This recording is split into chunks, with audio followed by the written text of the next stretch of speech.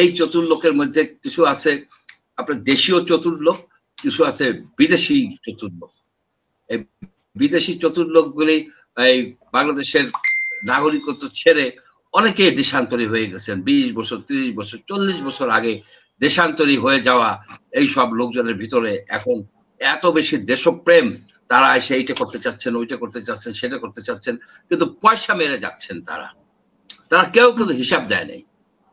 26 বছরের ছেলেকে আপনি যদি একটা মন্ত্রণালয় দেন, এলজিআরডির মতো একটা মিনিস্ট্রি দিয়ে দেন, তার সাথে আর একটা মিনিস্ট্রি দিয়ে দেন, তাহলে সে কিভাবে চালাবে? সে তো ভুল করবেই। এই ভুল লেজিটিমেট ভুল। এই ভুল তাকে করতে আপনি দিচ্ছেন কেন? পরে যাতে আপনি দুদক দিয়ে তাকে ধরতে পারেন এবং বলতে পারেন। এর জন্য দায়ী হতেছে ডক্টর মোহাম্মদ ইউনূস। তাদেরকে এমনি অন্য 10টা লোকের মতো ছেড়ে দিলে হবে না। তাদেরকে আপনার প্রোটেকশন দিতে হবে, কোনো না কোনো উপায় প্রোটেকশন তাদেরকে দেওয়া দরকার। কারণ তারা আমাদের বাক স্বাধীনতার জন্য, আমাদেরকে ডিক্টেটরদের মুক্ত করার জন্য এত বড় রিস্ক নিল।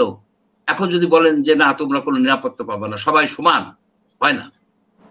এই তরুণরা প্রকৃতপক্ষে গোস্বা করেছেন কারণ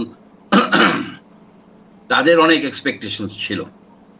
কিছু কিছু এক্সপেকটেশন ছিল জেনুইন এক্সপেকটেশন, যে একটা সনদ, সার্টিফিকেট। সনদ কিন্তু চিরন্তন। আপনি যে ইউনিভার্সিটি থেকে যে সার্টিফিকেটটা পান, সেটা কিন্তু মৃত্যুর পরেও ওটা কার্যকরী থাকে। আর ঘোষণাপত্র হচ্ছে একটা ইশতেহার টাইপের বিষয়। এইখানে তারা যেটা চাচ্ছিল, তাদের সেগুলি কিন্তু আশা পূরণ হয় নাই। এবং আরেকটা বিষয় হচ্ছে কি, যে এইখানে আস্থার একটা ট্রাস্ট ডেফিসিট, যেটা বলে আস্থার সংকট সৃষ্টি হয়েছে।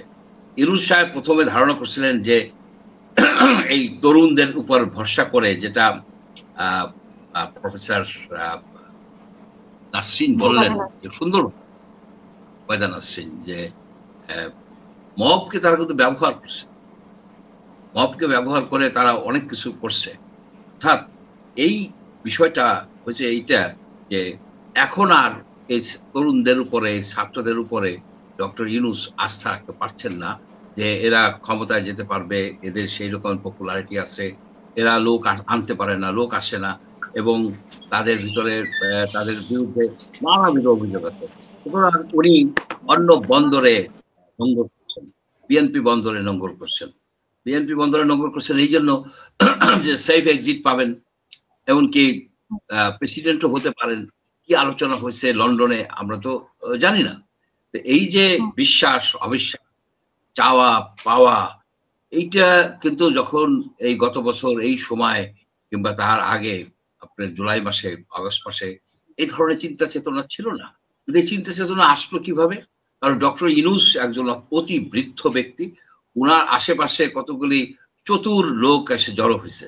এই চতুর লোকের মধ্যে কিছু আছে আপনার দেশীয় চতুর্লোক, কিছু আছে বিদেশি চতুর্লোক। এই বিদেশি চতুর্লোকগুলি এই বাংলাদেশের নাগরিকত্ব ছেড়ে অনেকে দেশান্তরী হয়ে গেছেন। 20 বছর, 30 বছর, 40 বছর আগে দেশান্তরী হয়ে যাওয়া এই সব লোকজনের ভিতরে এখন এত বেশি দেশপ্রেম, তারা এসে এইটা করতে চাচ্ছেন, ওইটা করতে চাচ্ছেন, সেটা করতে চাচ্ছেন, কিন্তু পয়সা মেরে যাচ্ছেন। তারা কেউ কিন্তু হিসাব দেয় নাই। এই যে ভদ্রলোক, এই যে ফায়াজ তয়েব একটা মানে একটা চলমান ইনভেস্টিগেশনকে বন্ধ করার জন্য উনি ডিও লেটার দিছে। উনি তো জানে না, উনি তো গভর্নমেন্টের নিয়ম কানুন জানে না, যে ডিও লেটার দেওয়া যায় না আপনার একটা চলমান ইনভেস্টিগেশনের। উনি এখন নানাবিধ এক্সপ্লেনেশন দেয়, ফেসবুকে মাইলের পর মাইল লেগে যাচ্ছে যে আমি অনেস্ট লোক। তা আমি বলি যে ভাই, আপনি অনেস্ট লোক, আপনার সম্পদের হিসাব দেন না কেন? আপনার ট্যাক্সের হিসাব দেন না কেন? এই সব লোকজন, ধান্দাবাজ কতগুলি লোক এসে জড়ো হয়ে একটা বিপ্লবের গলা টিপে মারছে। কেন এই ছাত্রদেরকে এরা এই আপনার প্রত্যেকটা মন্ত্রণালয়ের মধ্যে এই অ্যাডভাইজার না এক একটা মন্ত্রণালয় দিয়ে দিচ্ছে। রেলের মন্ত্রণালয় আপনি মাহবুব কবির মিলনের করেন, এর পরের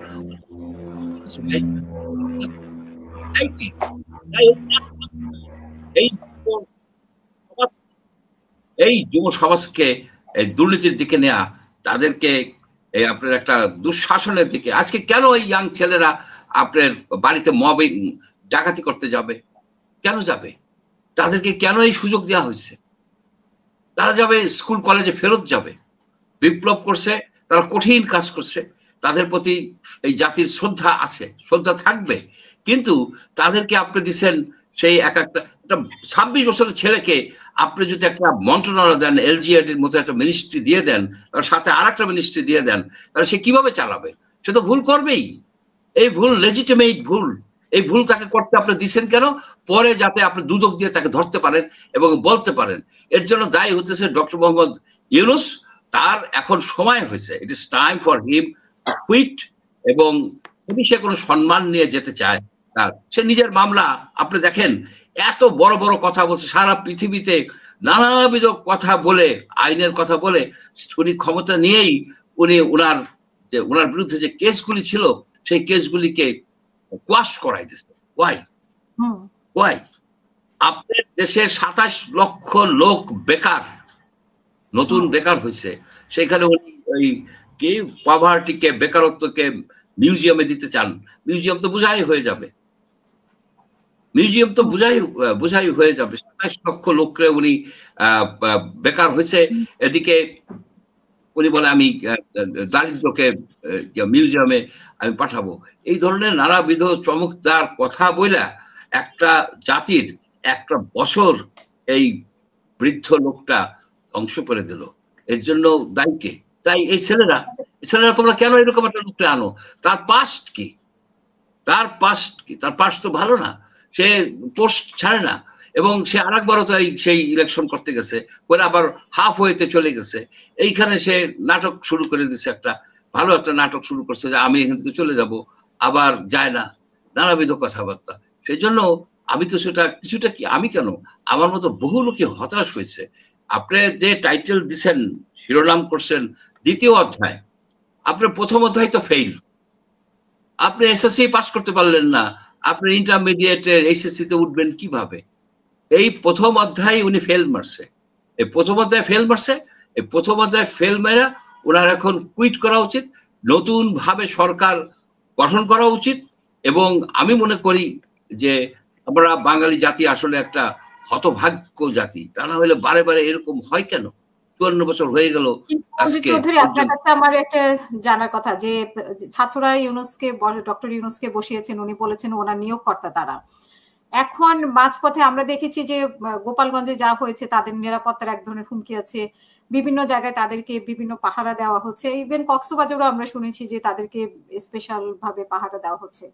তো উনি যে মানে ওদের ঘোষণাপত্রের মধ্যে এমন কিছু নাই বা তাদের হতাশা, তো ওদের নিরাপত্তার জন্য উনি কি করেছেন, মানে পরবর্তী নিরাপত্তার জন্য, নাকি উনি ওদেরকে ছেড়ে দিয়ে যাচ্ছেন? আসলে ওরা নিরাপদ থাকবে কিনা, বা যারা আন্দোলনের সাথে ছিল তাদের নিরাপত্তার জন্য উনি আসলে কি করে যাচ্ছেন? এই সরকারের প্রতি তো অনেক আস্থা বিশ্বাস সবারই ছিল। নিরাপত্তা তো এপিসি দ্বারা হয় না, পুলিশ মিলিটারি দ্বারা হয় না। নিরাপত্তা দেয় সমাজ, নিরাপত্তা দেয় মানুষ, মানুষকে নিরাপত্তা দেয়। সেই নিরাপত্তার এনশিওর করতে হলে কি করতে হবে? সমাজের ভিতরে সুশাসন প্রতিষ্ঠা করতে হবে। সমাজের ভিতরে যদি আপনি সুশাসন প্রতিষ্ঠা না করেন, এই যে নানাবিধ, এই যে যাদের বাড়িতে যে টাকা নিয়ে আসতেছে, লুটপাট করতেছে, টাকা নিয়ে আসতেছে, হুমকি দিচ্ছে, এইটা করতেছে, সেটা করতেছে, এদের একটা কাউন্টার অ্যাকশন আছে না? আপনি যে পার্সোনাল অনেক শত্রু তৈরি হয়ে গেছে। তারপরে আরেকটা বিষয় কিন্তু আপনি চিন্তা করতে হবে। আপনি শেখ হাসিনা ছিল একজন রুথলেস ডিক্টেটর, তাকে উৎখাত তো আর শান্তিনিকেতনী কায়দায় হয় নাই, তাকে উৎখাত করার জন্য শক্তি প্রয়োগ করতেছে, বল প্রয়োগ করতে হয়েছে। সুতরাং এইসব ছেলেরা যারা নেতৃত্ব দিছে, তাদের কিন্তু নিরাপত্তা দরকার। তাদেরকে সরকার বা জাতি তাদেরকে নিরাপত্তা দেওয়া দরকার। তাদেরকে এমনি অন্য 10টা লোকের মতো ছেড়ে দিলে হবে না, তাদেরকে আপনার প্রোটেকশন দিতে হবে, কোনো না কোনো উপায় প্রোটেকশন তাদেরকে দেওয়া দরকার। কারণ তারা আমাদের বাক স্বাধীনতার জন্য, আমাদেরকে ডিক্টেটরদের মুক্ত করার জন্য এত বড় রিস্ক নিল। এখন যদি বলেন যে না তোমরা কোনো নিরাপত্তা পাবে না, সবাই সমান, হয় না। প্রত্যেকটা লোকের নিরাপত্তার লেভেল ডিফারেন্ট। এর জন্য সার্জিতের জন্য যে হাসনাতের জন্য যে ধরনের নিরাপত্তা দরকার আছে, সেই ধরনের নিরাপত্তা আপনার আমার জন্য দরকার নাই, আপনার আমার জন্য সেই ধরনের নিরাপত্তা দরকার নাই। সুতরাং নিরাপত্তার ইস্যুটা সম্পূর্ণ, ওরা যে মবের মাধ্যমে মানে মব তৈরি করেছে, বা মানে অনেকের মতে যেটা হয়েছে সেটার জন্য তো অনেকের আক্রোশ আছে তাদের প্রতি। একদিকে হচ্ছে ওরা জুলাই আন্দোলনে তাদের নিরাপত্তা দরকার, অন্যদিকে তারা যে মাফিয়া, মবের মূল মাফিয়া হচ্ছে আপনার পিনাকি। পিনাকি হচ্ছে মূল মাফিয়া। সে ওইখানে বসে বসে স্প্রিট টিভিতে ভাঙে, ওইটার এই করে, এইখানে মানুষ মারে, ওইখানে সে পোড়াই দিবে, ওইখানে একটা হিন্দু মানুষ সে গরু জবাই করতে চায়, সে সারে না কেন? এই সরকারের উচিত হইল যে, এই সরকারের উচিত হলো ফ্রান্সের অ্যাম্বাসেডরকে ডেকে বলা যে তোমার দেশে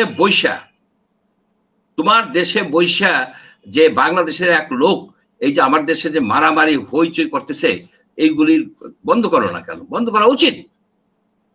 আপনি কি আমার কথা শুনতে পাচ্ছেন না আমরা বিচ্ছিন্ন হয়ে গেলাম?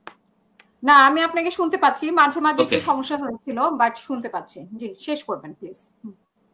এখন আর সমস্যা নাই। আচ্ছা, ফ্রান্সের গভর্নমেন্টকে এই ইউনূস সরকার বলে না কেন যে ওইখান থেকে ভায়োলেন্সের উৎসাহ দেওয়া হয়? আপনি কোন অবস্থাতেই এক টেলিভিশনে বলেন, এই টেলিভিশনে যদি আপনি ভায়োলেন্সের উৎসাহ দেন তাহলে তো আপনি তো মব রানী হয়ে গেলেন, মব স্টার হয়ে যাচ্ছেন। এইটা তো বিদেশে বসে করে, অনেকেই করতেছে, দেশের মধ্যে বসেও করতেছে। সুতরাং এই মব বন্ধ করার জন্য কি করছে? কিছুই করে নাই এই গভর্নমেন্ট। মব ধীরে ধীরে বন্ধ হয়ে গেছে, পাবলিকের রেজিস্ট্যান্স শুরু হয়েছে, পুলিশ আরো বেশি অ্যাক্টিভ হয়েছে, যার ফলে মব যে সব জায়গায় সে বন্ধ হয়ে গেছে তা তো না, মোটামুটি একটা পর্যায়ে আসছে বলে আমার ব্যক্তিগত ধারণা।